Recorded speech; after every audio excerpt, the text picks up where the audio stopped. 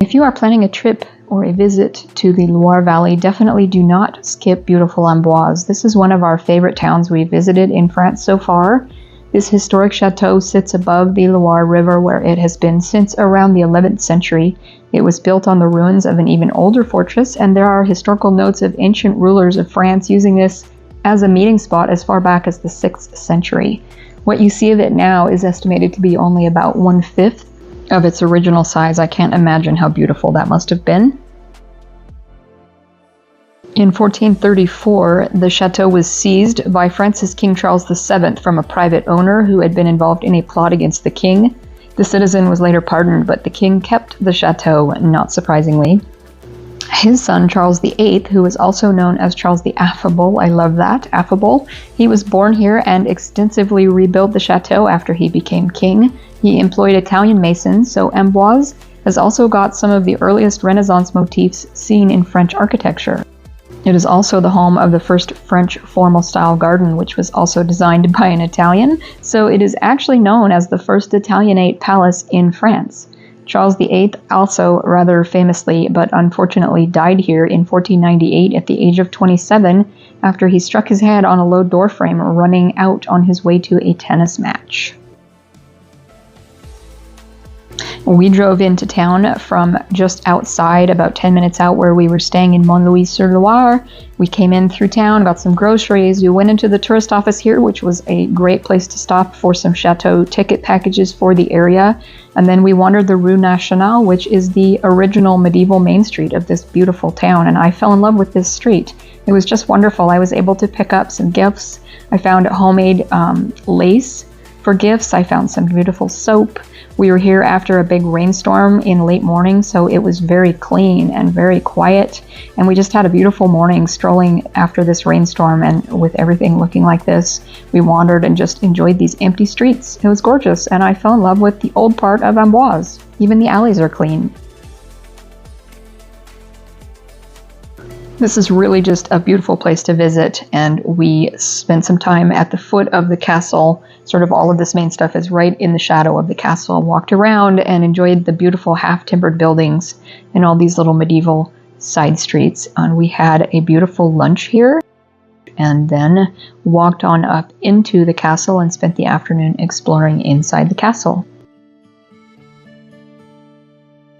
And for those of us who are fans of Renaissance French and even English history, you'll be amazed at how many historic people have been here. Joan of Arc passed through here in 1492 on her way to Orléans. It was also the main royal residence for Francois I, who grew up here because his mother Louise of Savoy owned the chateau. And later his children by his wife Queen Claude also spent a lot of their formative years here. Fans of Anne Boleyn will also be interested to find her here too as well. Queen Claude had a young Anne Boleyn in her entourage for around 6 to 7 years beginning in 1515, so Anne would have spent a good portion of her youth here, spending time as part of the Queen's ladies-in-waiting. She would have been very familiar with this gorgeous place, and I like to think that the view has not changed much since those days.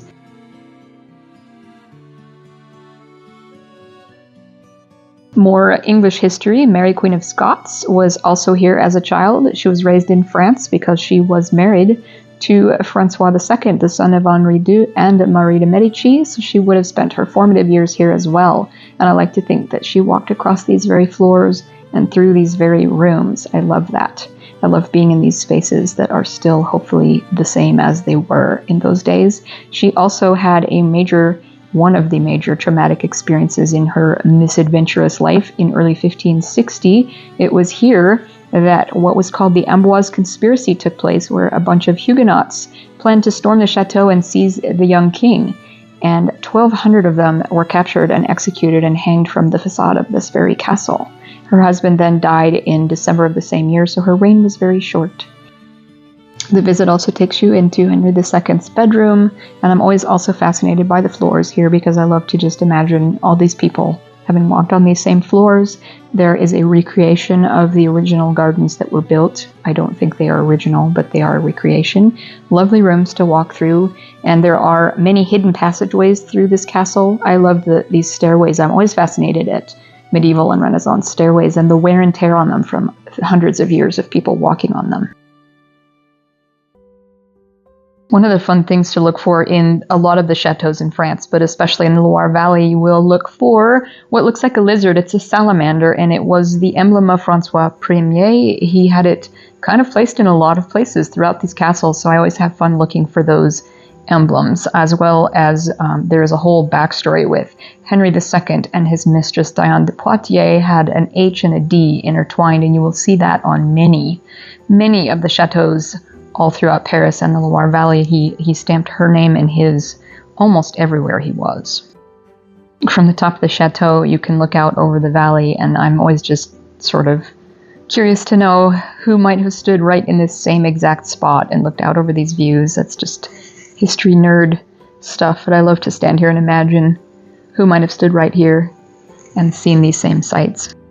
This particular chateau has something I like very much that I haven't seen before called the Tour des Minimes. It is a ramped knight's tower, and it was built up through a tower, and it's with a ramp instead of stairs, so they could ride their horses right up from the town into the chateau's courtyard from the town below. This is so cool to walk up this ramp and imagine horses galloping up this, you know, with provisions or for whatever reason. I love it. I love that it was a ramp and it's still there.